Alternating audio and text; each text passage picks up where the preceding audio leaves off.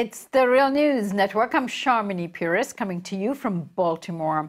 President Trump presented his infrastructure plan on Monday. The long-awaited plan proposes to spend $200 billion in federal funds over the next 10 years. This is to be complemented with another $1.3 trillion in spending from cities, states, and private investors for a total of $1.5 trillion. Another major component of the plan is to reduce red tape and approval processes so that projects are approved much faster. Here's what Trump had to say in presenting the plan. This morning, I submitted legislative principles to Congress that will spur the biggest and boldest infrastructure investment in American history. The framework will generate an unprecedented $1.5 to $1.7 trillion investment in American infrastructure. We're going to have a lot of public-private, and that way it gets done on time, on budget. Joining me now to analyze the infrastructure proposal is Michael Hudson. Michael is a distinguished research professor of economics at the University of Missouri, Kansas City.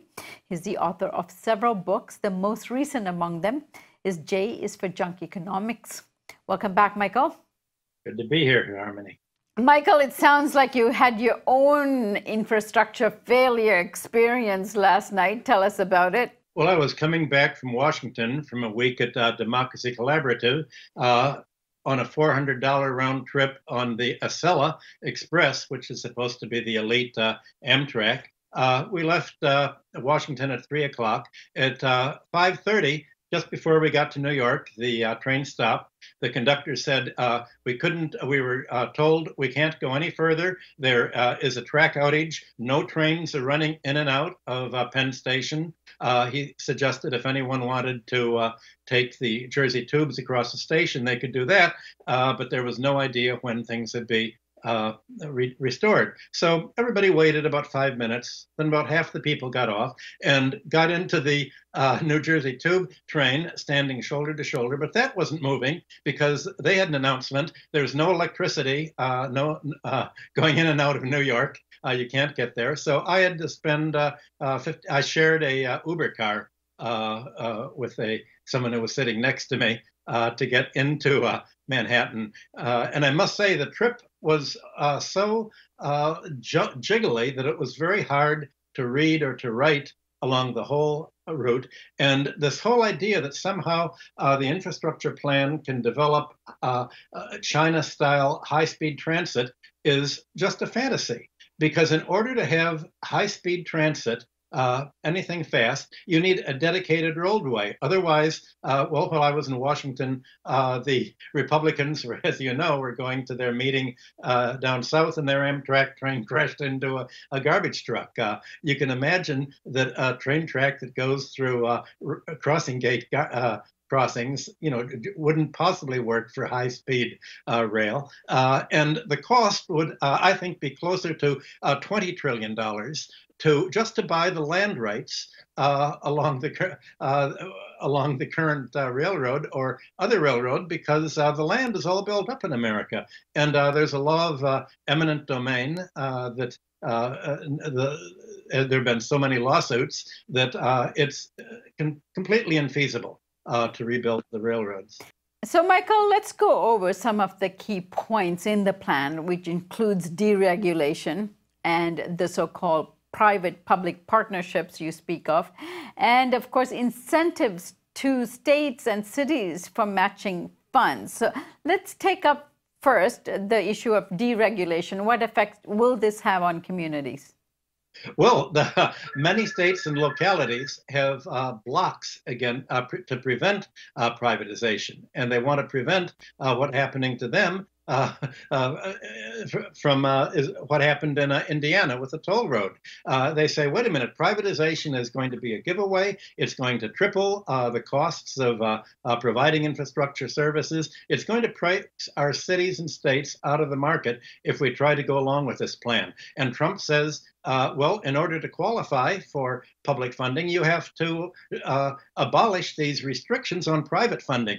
You have to let yourself be robbed blind by the hedge funds and Wall Street. That's basically what he said. He said, just as the hedge funds robbed Chicago blind on the parking meters, getting a huge rate of return that probably will force Mayor Rahm out of office, you have to let other privatizers come in and vastly increase your cost of living.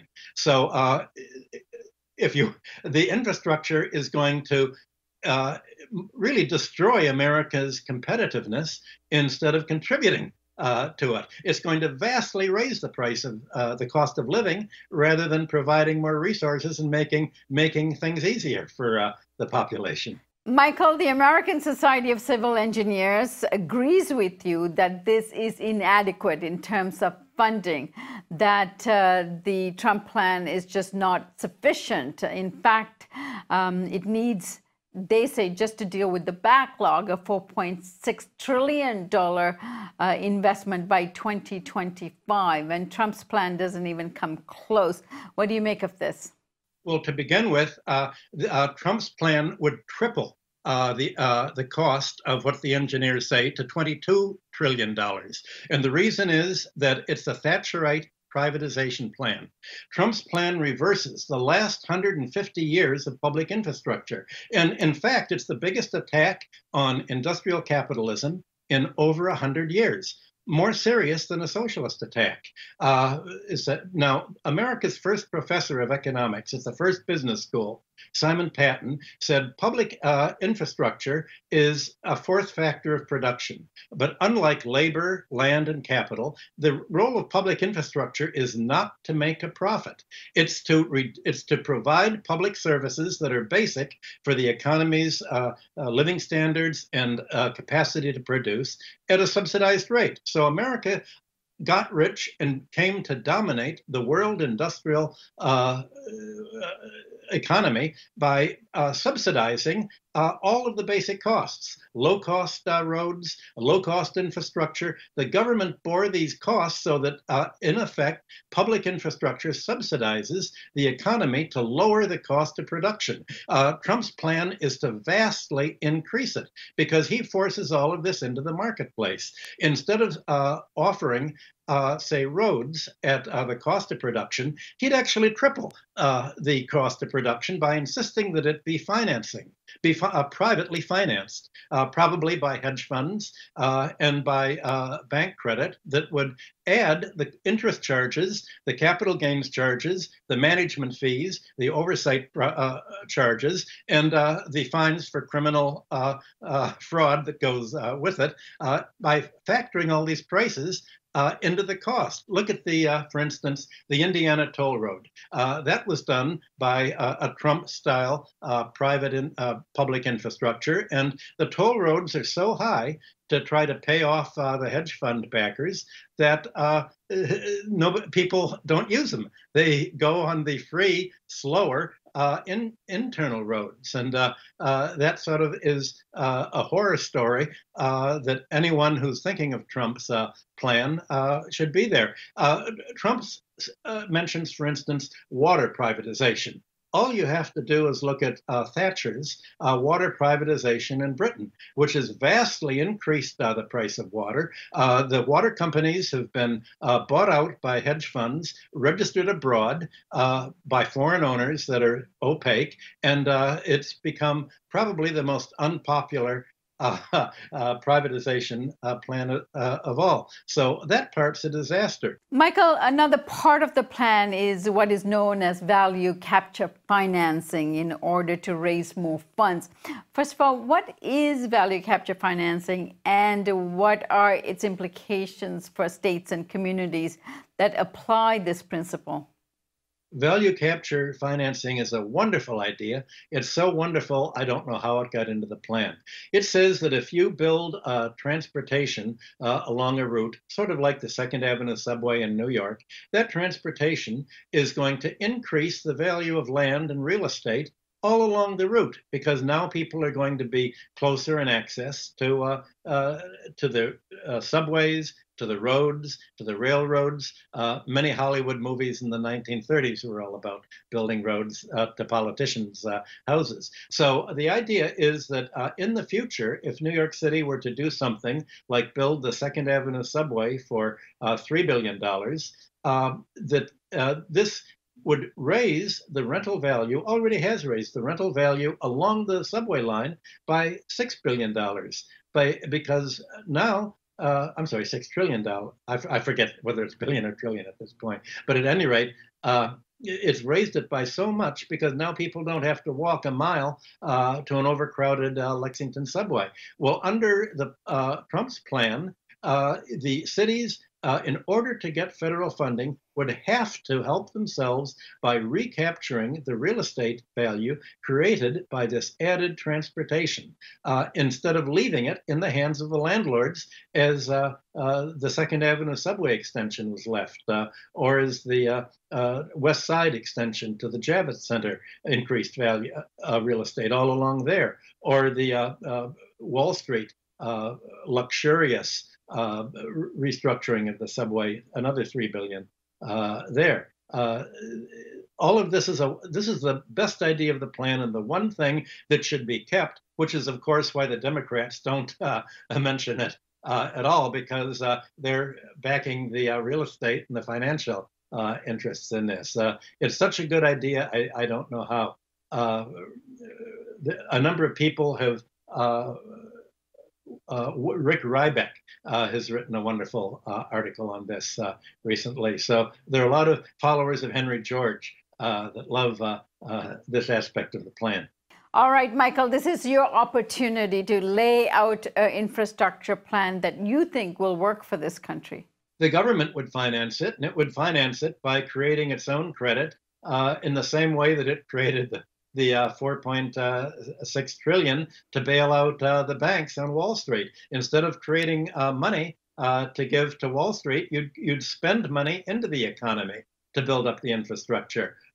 And ideally, you'd tax the rich for this. But now that Trump has untaxed the wealthy, the only way that you could possibly do it under his tax giveaway to Wall Street is for the government simply to print the money, create the money, as the Federal Reserve or the Treasury can easily do, and finance it all public and provide the basic infrastructure services at cost or freely. So instead of tripling the cost of water, instead of tripling the cost of transportation, you'd actually reduce the cost of transportation. You'd reduce the cost of water. And you'd still get the value recapture tax, but at least the whole idea is you'd make it less expensive for the economy to produce and to live.